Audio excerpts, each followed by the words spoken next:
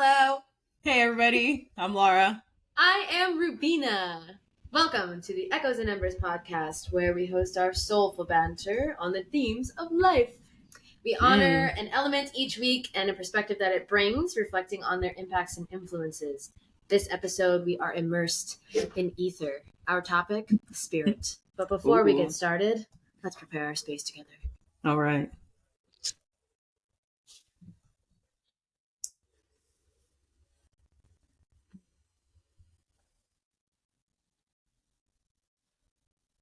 We clear the noise. We keep the warmth. We're here, you're here, and the space is ours. What's true can stay.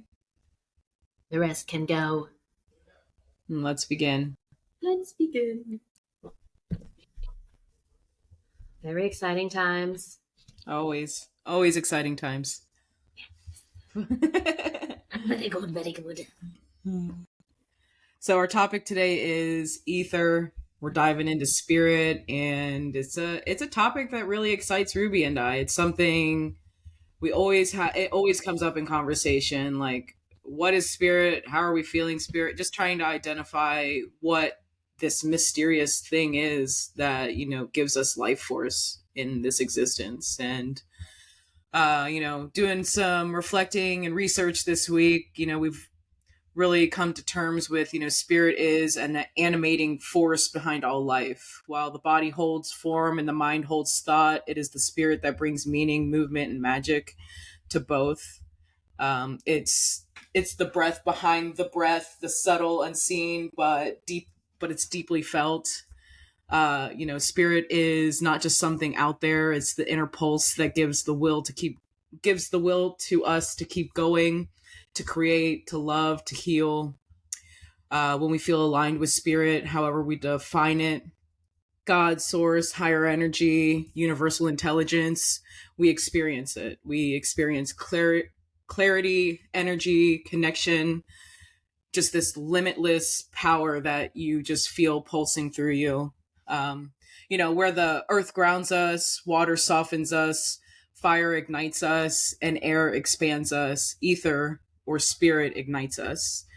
It's the frequency that holds all the elements. It brings cohesion to chaos and a sense of purpose to our presence. And when spirit is flowing freely, it's creating vitality and increasing just a physical energy in yourself.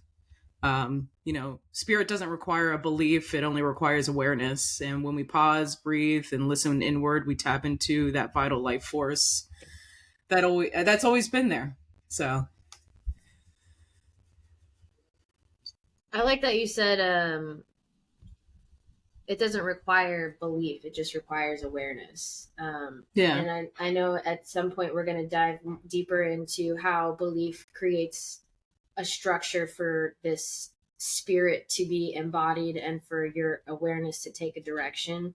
And how spirit is really what integrates all of these elements together as, the force behind all intention. Well, you think about it, you feel the little vibration in your body. You feel it like in your movement. You feel it when you're touching someone else, when you're touching another thing, you're interacting with people. It's that flow you feel when you're engaging with like good conversation, bad conversation, good interactions, bad interactions. Like it's that force that's between everything. It's what gives life to everything. And I think that's how people really identify with it right now too, is flow. And that's a word that I use very often. Like, same. Is, when you're in the flow, you can feel it when you're in the flow, when you've got it going on, when you can feel it all just like working for you and you're tapped in, and that you're not like, I don't know, it's like you're not going to fail. Like you've got so much belief in yourself and what your next move is, and everything is fluid, and being able to stay tapped into that state as often as you can be without like you can't even attain it when you force it. Like it just completely evades you. I think acknowledging it too, and acknowledging it as spirit or the flow or the life force, like that brings just like even you don't necessarily have to think about it all the time, but it's just like, it's a form of igniting it when you bring an awareness to it, and a form of appreciation. It just like naturally like taps in and like brings you more into that flow, and you're trusting, and it just like kind of all coordinates with itself, and being able to create that life force energy for yourself. And one thing that I think really helps me tap into it is gratitude. That's kind of like my entry point. Gratitude has, and I read this somewhere a long time ago about like, it's really how you dig yourself out of a hole. If you're like in a dark pit in your mind, or even if you're in, you know, just this moment of appreciating things and then expressing that gratitude, it like inserts you right into that like vein of source. Yeah, for sure. It's like a lifeline. So I had a habit. It was kind of like just before the pandemic, and like midway through it, where I had I had a gratitude journal, and this thing was like the most consistent journaling I had done in a long time. It was every day I would write 3 things that I was grateful for on the days that I was getting through that were really difficult, and helped me stay connected and not feel so alone or like dark. It would be anything. It'd be like, I'm grateful that I got a roof over my head. I'm grateful that I had water to drink today, or I'm grateful that I have clover. You know, I wrote that I was grateful that I had clover so many times in that journal, like, because he was like my little lifeline. And I mean, the story of us finding each other is, you know, this was a story that I wanted to touch on for this episode, is because this is the most potent example of acknowledging spirit, source, God that I've ever had. I haven't ever met anybody or any animal or anything or had a moment that compared to when I found him. So I was walking my other dog, Doe, at the time. Clover's a dog, just so everybody knows. Oh yeah, Clover's a dog. he's my 80-pound pit bull. Best dog. He's a sweetheart. He's 9, and I've had him since he was about 1. So I've had him for a long time, like 8 years, and going on 9. But I was walking Doe at the time. My other dog, he has passed. Rest in peace. I can feel him around. I've had a lot of like moments where I think that he's close by, and yeah. So I'm walking him, and I'm already late for work. Okay, this is like, I'm already like 40 minutes behind, and I'm like, Doe deserves a walk, like a long walk. I'm doing it. Don't matter what's going on. I got to do it. So I take him out to the park, and there's this moment where it's like I just stopped. It's like, it was just, I was walking on the sidewalk, and suddenly it was almost like I hit a wall, and I stopped, and I looked to my right, and I saw Clover over there walking on the sidewalk. And as soon as I looked over, we had locked eyes, and he held my eye contact the whole time he was walking over slowly, and he had blood hanging from his mouth.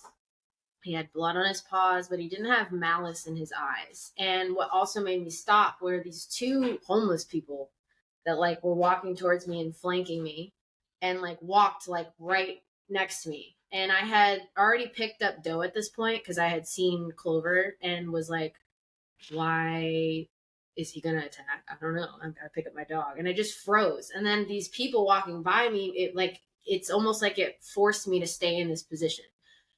And I didn't move. I just continued to stay here, wondering, why is this dog walking towards me with such intention?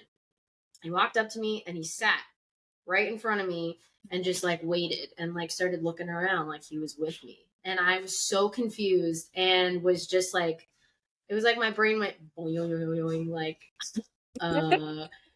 what just happened? I'm holding Doe, and I go, are you okay? Where's your people? I'm talking to him like this. I was like, dude, are you all right? And then he just looks up at me and looks forward. And then I say to him, I go, I can't help you. And he looks at me again. And then he looks down, and he stands up, and he starts walking. And I'm like, cause it was like he responded to me telling him I couldn't help him. And I said, wait, come back. And he stopped. He turned around and he came back and he sat back down, and I was like, what the fuck? And I was like, okay, well, follow me home, because I had a laundry room on the first floor, and I thought this whole thing of like, I can put him in there, Doe will be upstairs, it'll be safe, I hope. Maybe he won't chew through the door, whatever. I gave him food, blanket, and a water, and I left because I had to go to work. And the whole time I was at work, I'm thinking, is this going to be okay? Like, what did I just do? I just put a strange pit bull in my laundry room, and I'm hoping that everything's going to be fine, but I feel okay about it. I come home, and he's just happy to see me. I'm wiping his face off, and I ended up taking him to the vet, and that's how he stayed with me. So, but like, that's our story, and it's just the strangest thing, but it was just so potent. Like, when I tell that story, and I don't know, it's just weird. So yeah, it's a force of nature. That was a good trust and faith as well, and just trusting like your cues there and the way you were feeling, and the life forces meeting each other, and it's crazy, your energy knows before like, and it just seems like his energy was able to read off of your energy, and you were able to read off of his energy. And like, I feel like every time I have ever seen this dog in person, he does nothing but smile. Like, literally, like, I have pictures on my Facebook of him just like grinning, because I'm like, dude, this is such a happy dog. Like, he loves you so much, and I know how much you love him. And this girl literally hand cooks his food every week. Like, she's on the kitchen stove prepping, and like treats this dog like a king. This is her bestest friend, and he is your little king, and he's such a good dog. Like, he really gave me a new perspective on pit bulls. And because everybody talks about them being so aggressive, but like, literally, he's such a good guy. Like, he's so cuddly and friendly, but still has like that puppy energy and just wants to run around and play. And even with other dogs, because we had roommates at one time that had 3 other dogs, and they were kind of mean to each other, but he just kind of like hung to the side and just let them do their thing and just took care of himself. Like, he didn't integrate himself at all with their crap, and he just kind of like, he was there to play when they were in a good mood. They were all just running in and out of the door. Mood. Yeah. But it was so interesting to watch him at that time, just like not even like give them any like, thought to their crap that they're going through. Like, he truly is like, has like a king-like energy almost. He looks like a king too. He's very golden, has the white stripe on his head, like, it just very golden color. Like, he doesn't even have a white stripe. He's got like white on his nose going up, but Yeah. And his little socks. He's got little white socks. Yeah. Little socks. But he's a beautiful golden color. Like, he's just he's a gorgeous dog. I mean, even to this day, he's got like so much puppy energy. I took him to the vet, and one of the ladies in the lobby were like, wow, he's beautiful. How old is he? And I said, he's 9. And she's like, he doesn't look like he's 9. He looks like he's 3 years old. She takes care of her dog. She feeds him better than she feeds herself. No, just kidding. That's actually true. It's true, Moses. Oh shit. But that's so funny. I mean, it's important. He's my dude, and I'm glad that he has the life force that he's got in him still. You know what I mean? And we've gone on so many adventures. So. Oh yeah. I mean, I'm just thinking about the few road trips we've had, and like not having to worry about him running off or attacking anyone, but always staying near and protecting. And I'm sure we'll get into some more of those stories in later episodes, but there's some funny things. There's some funny things about Clover that'll come up through more series with us, but yeah, true. It's true. Well, that's a good way to bring in, the topic of belief and the awareness that it meets. It's the edge of like the known and the felt, like the belief system and the awareness. So, belief is the structure, the story we choose, the framework we hold, the lens we use to understand the unseen. It's shaped by experience, upbringing, intuition, and even hope. Belief gives form to the formless, and it's how we name spirit, purpose, or soul. So that was a really good example of, trusting your energy and his in that moment, and it becoming like a beautiful thing, like going on a 9-year friendship, and to think of an animal or a pet that way is cool. And then so awareness is the openness, the presence, the stillness, the noticing. It doesn't need a name, a rule, or a reason. It simply is. And it's the spaciousness that allows truth to be felt beyond logic. So that was, that because really embodied all of that. If logically I approached that situation and didn't allow pause or the stillness, I would have just fucking run away. Like, oh yeah, you know what I'm saying? You would have let your fears stop you, like, yeah, because there was too many weird things going on, and like I said, it was really potent in the feeling of that moment to stop. And if I didn't listen to that, then my life would have taken a completely different course. Having him as a dog. Well, you said the other day that if you didn't have Clover, you would be, probably living in another country, doing your thing, being a gypsy all over the world. Yeah, and really. You've always made sure to stay stable and have a place for him to have a home. And I mean, as a pet owner, that's perfect of you. That's great. That's what all owners of any pet needs to make sure they're doing for their animal that they choose to bring into their life. So yeah, I'm glad that you've allowed that. Well, and then, me too. You thought, I think with him being covered in the blood and all that, you had thought maybe somebody kind of dumped him from like a dog fighting thing. So yeah, which who knows what you saved him from. Yeah, seriously, because in South Phoenix, that's pretty prevalent, where especially at the time with like dog fighting, and how people would describe him would be a bait dog with the scars that he had on his back and all this stuff. He was most likely dumped after a fight. So if he ended up in, a shelter or something, he'd easily be put down just from being a pit bull. But what a shame that would have been. That dude. Yeah, 100%. So, yeah, he's a good dude. And that's all just spirit speaking. So, like being able to connect. Well, that's the sweet spot of the ether. Yeah.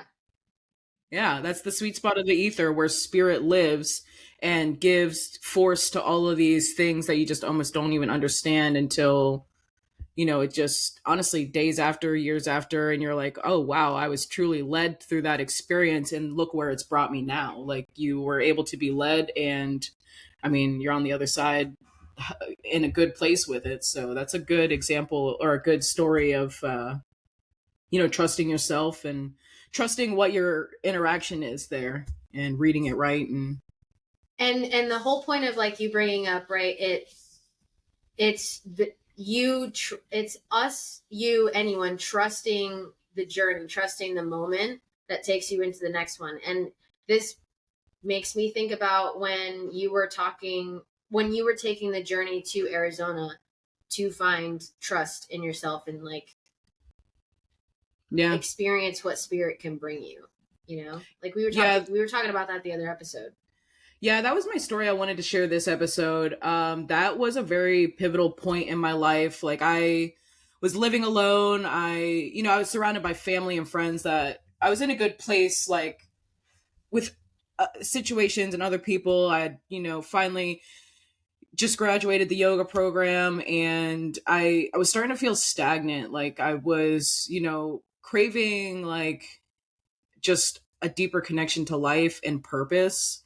And I had a friend at the time, they were getting ready to just hop up and go out west and just not look back basically. And that like sparked something inside of me. I literally within 2 weeks of that person saying that, I got rid of everything in my apartment. I saved up like $2,000 in cash and I bought a 55-liter backpack and I stuffed everything that I wanted to own in my backpack and I left. I got rid of everything else. No attachments left in Cincinnati aside from family and, relationships there. But I just ended up like purging everything that was in my life. And I hit the road and I didn't let other people's fear or negative thoughts, hold me back from just literally getting on a Greyhound bus, riding it for 47 hours to Tucson, Arizona with no game plan, no rhyme or rhythm other than, in the 2 weeks. Hit mute. Wait. Oh, I'm back. There you Sorry. Go. Okay. In the 2 weeks of me deciding that I am leaving and I'm going, I had little signs pop up. And I had a friend at the time, he went to Arizona to go to a rehab program. And then I had a second sign where just the Grand Canyon was showing up on my Facebook, and it was just like really beautiful pictures. And then I had a third sign pop up where it's this sustainable farm. I actually can't remember the name of it right now, but it's down south of Tucson, but it was a self-sustaining farm. And they were having an open festival where they were allowing the public to come and just check out the grounds and, join the community if they felt called to. And once I saw that, and that the festival was in 2 weeks, like 2 week time frame, maybe 3 weeks, whatever. It happened really quickly to where I literally got on that Greyhound, got rid of my shit, and just like darted for Arizona. And I didn't question the process. I literally ran with the feelings that I had inside of myself and the craving I had for life and my spirit. And I went with the intention of like being God's like divine tool in a sense, and him like working his magic through me, working his spirit and his flow through me to lead me to a purpose.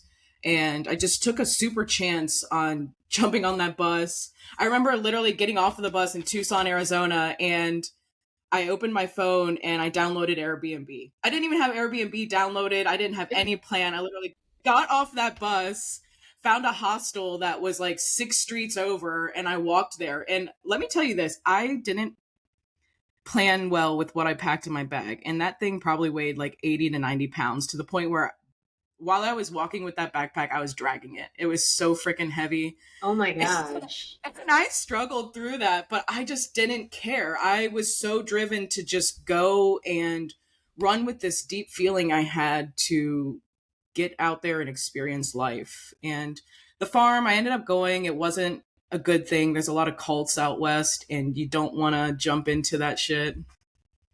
Did I freeze? Can you hear me okay? My mic kind of froze on me. Yeah, you just froze out for a second, but you're good now. Oh no. It's saying device struggling to record. I can hear you. That's weird. I'm not getting any notifications. Dude, it's 9:26 my time. And I what should I do? That's hilarious. And I'm not sure. On my side, I figured out how to edit this out anyway. It says on my end that I should join Riverside Mac app instead. And I think it's my side that's struggling. Are you on a Mac? No. I wonder if there's an app I can download. Maybe. Sorry. You're coming in clearer now. Yeah, you are too. So maybe there was just a super lag. I'm going to jump right back into the story and keep going with it then. Yeah. And we can edit that out. Then I can edit that out, yeah. Okay. Yeah, so I literally hopped off the bus in Tucson, Arizona with no plan, and I ran with it. That farm that I got so excited about that really propelled me out there was a bust. It was very culty, and they wanted you to give them money and your car and your house to join their community, and it wasn't a good thing. So it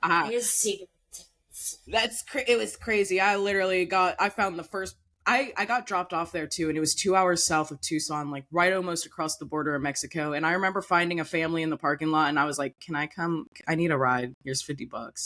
Because they had little kids with them, so I didn't want to scare them. But I was like, I felt panicked to get the heck out of there. So that was that's a whole nother spirit guiding me the heck out of there. But I ended up rolling on north and discovered Sedona and Phoenix and Flagstaff, and it was better than I could have expected. But in further podcasts, we'll get deeper into some more Arizona experiences. But yeah, because I'm just thinking about the time when we were about to go into the mountains, and we were like, we need to turn around. Yeah. Oh, dude. Yeah, that was an intense night. We had a friend who we think was just kind of, this is a separate story than the beginning of my Arizona journey, but we had a friend that had a lot of weird, like, jealousy, control issues over Rubina. And he was, and then also like, he was just kind of an odd guy. And like Ruby and I were becoming really good friends and we were always together, and people just kind of like started like getting jealous of that. And I don't know why, because we were so inviting and welcoming to anybody that wanted to hang out. But anyways, he just like gave us a random location. He was like, come meet us, or come meet me. I need to tell you guys, I need to, we were buying mushrooms off of him at the time. So we were, we did like the guy for certain purposes. And he, it got weird. It got weird. And we were literally driving out to where he was at, because he made us feel like he needed help or something. And so we were just kind of feeling like he was off. And then we started driving down this mountain road, and then all of a sudden, like, it went completely pitch black, and we were like, turn around, turn the heck around. Like, I was like, nobody knows where we're going right now. I said, we don't know what's going to happen out there. There's no plan. There's no details being shared. We're turning around. We can't do this. And we both, it was like when we were feeling this sense of like danger. It was like a serious danger. It was uneasy. Yeah. And then after that happened, and we just said, hey, look, we're actually not going to meet, whatever. And we just dropped it. We didn't make it a weird thing. That just kind of went away. Like that, everything about him and the friendship, we're now not like linked into anymore. It's almost like it just plugged off of us, and we were like, we just moved on. Yeah. But that just really speaks to, on the other spectrum, I feel like we've kind of touched on 3 different areas of like when spirit is guiding us.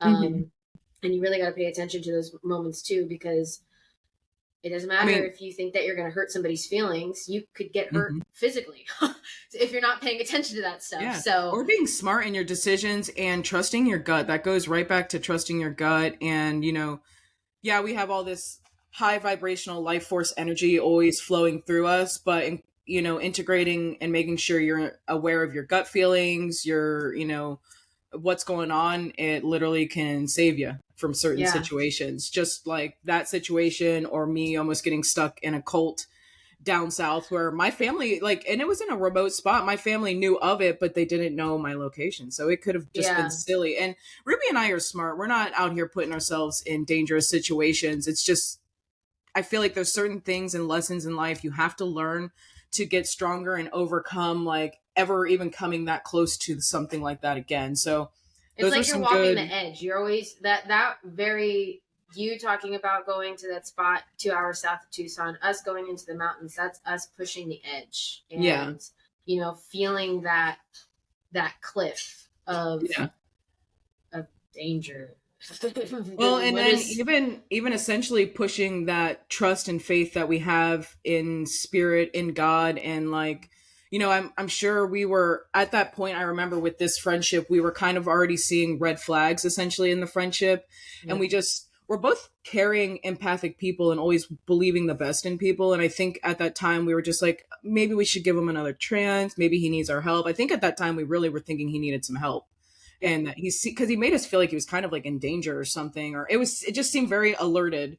So we were kind of trying to almost outsmart the system and go be good people to him. And luckily, like, both at the same time, I remember being in the car and I have a vivid memory of just that dark wall stopping us and telling us to turn the heck around. And I'm thankful for that. I'm thankful for both being able to vocalize that and being that in tune to turn the heck around. And also structuring more faith and trust behind that, like, flow of God or spirit. However, spirit is the flow, God is the source. So really, when I say God and spirit, they are the same. Spirit is like the essence of God coming through you. And I believe in God as the creator. So there's the coordination and connection to me for that. So spirit is our, gift from God. So it's the essence of the original. It's like the pulse or the heartbeat. Yeah, the expression. The expression of God's nature. And like to touch back on like the belief being a structure, right? Even us just saying, I know that I don't remember exactly what we said, but I know afterwards when we turned the car around, we had expressed some sort of like rebuke and protection over ourselves. And, that's us just praying for protection over us, wishing whatever was happening the best, and, trusting our decision was divine in its own. So that belief, there's so many ways that people connect in this world to God, right? Mm-hmm. We have religions, we have practices, there's Eastern traditions. Yeah, there's so many different ways that metaphysical spaces, like it's however. And even people that don't believe in God or that are atheists still have like a belief in how our society just operates and functions and how they function in a society, right? Mm-hmm. And what they believe would happen to them from one action to the other. Mm-hmm. But yeah, it doesn't have to be a big expression or anything for it to be a real belief, I think. Yeah. And I think it's respectful to honor when somebody really tells you that this is how they connect or this is what they believe in. Even if it doesn't exactly match what you think or feel. And as I believe extremists are not taking it in moderation, and I believe there's moderation with everything in life. And when people are force feeding you stuff, that's a point of a lack of trust and respect individually for humankind. 100%. And I'm at a place in my life where I like to share how I feel, how I got here, and what fuels that for me. I did grow up Christian, but nowadays I just have so many pieces and parts of life that I've experienced that sit here with me in my heart and in my soul that I don't have a necessarily religion that I'm backing myself up to, but I do have a strong faith in God and creation, spirit, and it's just my journey and experience of life has, created that foundation for me. And I'm happy to share it anytime, anywhere, but I try to also not offend people, but at the same time, like, sharing is caring. So, it's true. And I feel like part of it is, yes, I don't want to offend people, but for me, it's also a form of like protection for myself because I see that too. What happens is when you do want to share things or you want to express things, there's so many people that will tell you that's wrong or oh, okay, she's that kind of person, or you know what I'm saying, where it's like, well, everybody's always got something to say that's just such a reactive thing, and it's like I just get tired of the reaction all the time, and it's like, why can't we just have an open-minded conversation where we can each learn from each other? Because that's how I see life, and everything that I go through in life is I'm trying to learn from every single thing that I go through, And it's a personal thing. Like it's a personal development through, like you just said, you grew up Christian, you have all these experiences of life that have imprinted on your heart and soul that give you a perspective or a lens or an understanding of how things work in this world. And not everybody's going to see the same way because we have all of these different experiences, but there's an essence that we all agree on. There's a God, there's a connection. We all learn from these different experiences in our life. And like Laura had just said, she grew up Christian, right? She has all of these experiences that have imprinted on her heart and her soul that have given her the specific perspective of how life works. And not everybody's going to share those same perspectives because we're all growing up in these different experiences. And I think that that's on purpose. We're all seeing different facets of life. But what remains bottom denominator that we all agree on is that there's a God. Of course, unless you're atheist, but that's also, there's so many conversations. But you know what I'm saying? That there are people that believe that there's a source, and we all feel it, and we feel it in different ways, and it's expressed in different ways. And culturally, because culture in different regions of the world have such an impact on how we are brought up as humans, of course that's going to change country to country. Well, there's so many different perspectives and just like you said, experiences. And I think it is for a reason. Like maybe God's fine tuning his perspective through every single one of us. And if you think of it in that way, that's really kind of cool. Like that is really dope that you just said that. Because I never thought of it that way. It just kind of came to me. It just came to me. Like And that's cool because before this podcast, I took like a walk in the neighborhood and I was just like, I always talk to God because that's how I relate my thoughts, or, that's what I do. And I'm like, if there's anything you need me to say today, like, I'm here for you. So maybe who knows? Like, it's that invitation and awareness and belief and everything just integrating in the way that I live my life. And I'm never going to force that on anybody else, but only share where I am and how I see it, how I do it. And, I always have people like, wow, you seem to always have good luck. And I'm like, I don't know, man, gratitude and awareness has really had me going a long time right now. Yeah. So it's just shit. Yeah, it really has. That is so true.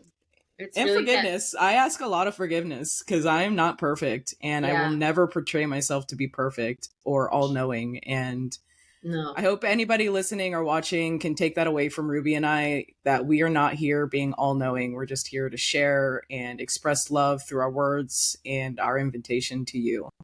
Yes.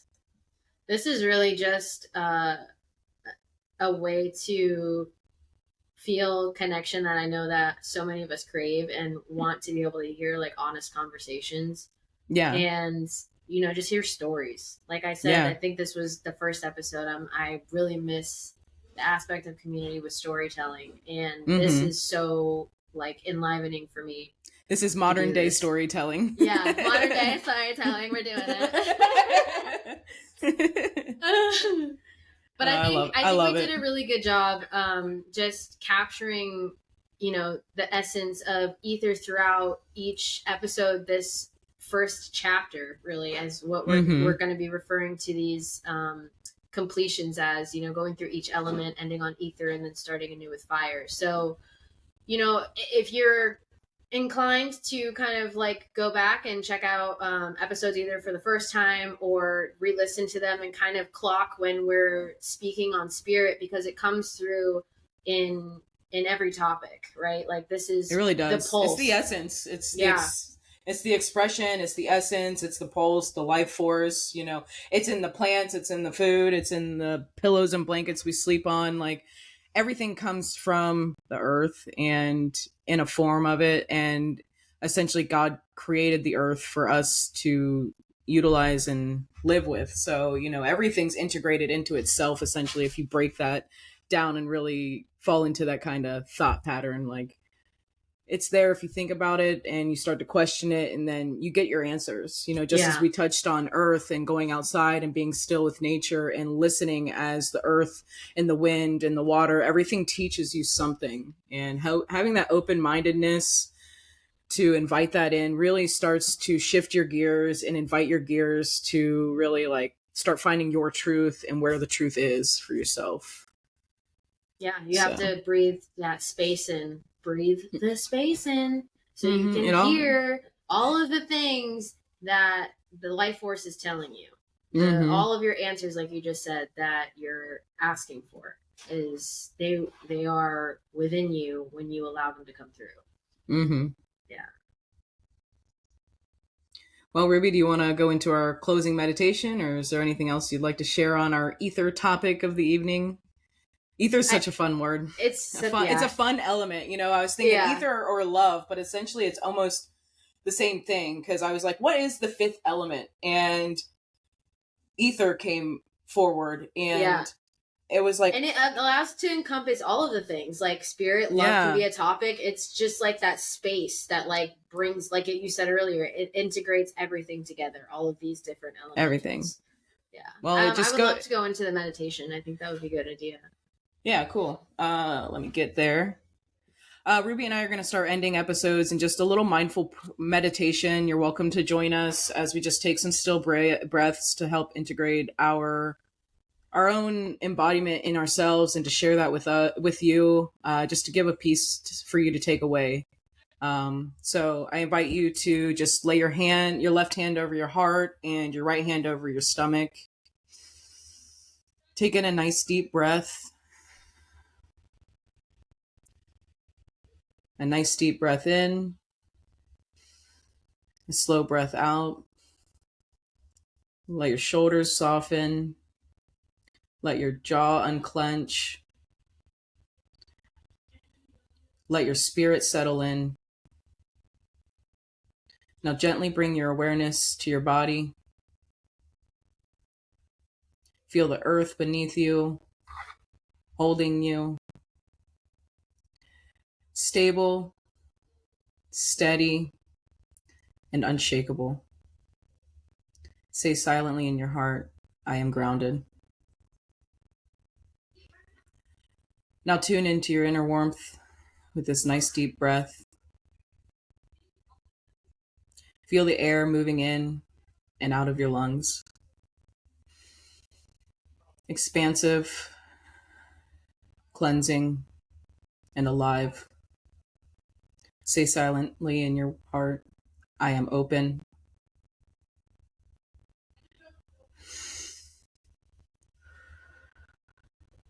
Now tune into your inner warmth, the gentle fire in your belly, your heart, your soul, igniting purpose, sparkling vitality.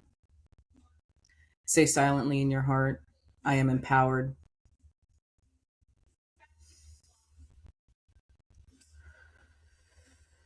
Now feel the water of your emotions flowing, softening, and releasing.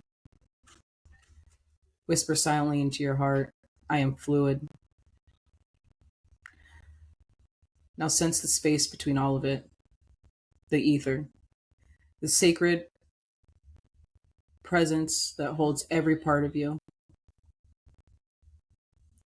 This is spirit, subtle but real, moving through your breath, your body, your being. It is the whisper of God within. Say silently, I am connected, I am aware, I believe in what lives beyond words. Breathe here for a moment. Let stillness become the language of your soul. And when you're ready, I invite you to wiggle your fingertips, to wiggle your toes, and to gently open your eyes, carrying the quiet power of spirit with you.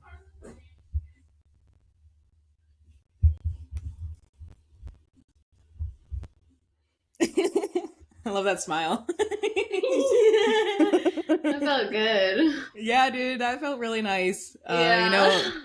Anybody who has a hard time with prayer or being still or meditation, just sometimes a 1 to 2 little simple breathing in and out with some wise words like that. Later in the week, I'll actually start posting, I think, our meditations so that you all will have an invitation to do this for yourself. It's short and sweet, and you feel it in your soul, your gut, your connection. And, we're just here to invite you to keep diving deep inside yourself and tune in with us. Chapter 2 on its way. Chapter 2! Let's go! I'm so excited about it. It's going to be cool. We just kind of framed out what we're going to be talking about, and it's got us both pretty hyped.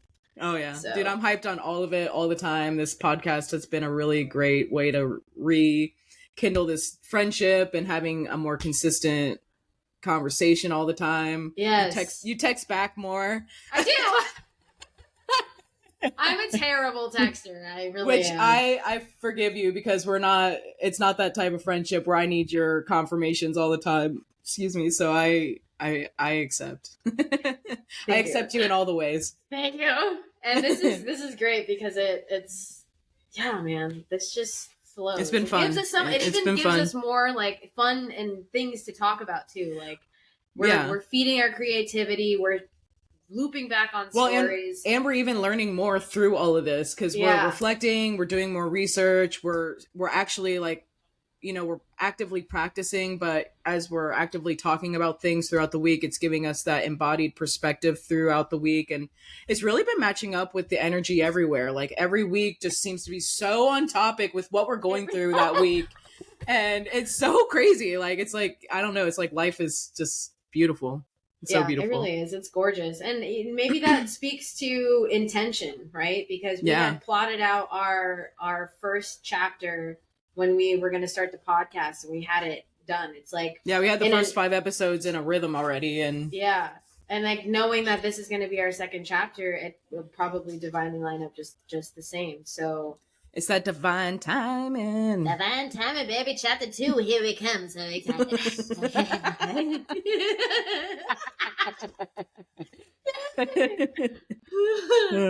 Great. Right. Well, I'm glad we got to do this. This is a celebration. We both feel very happy that we've gotten to ether and we get to start anew again.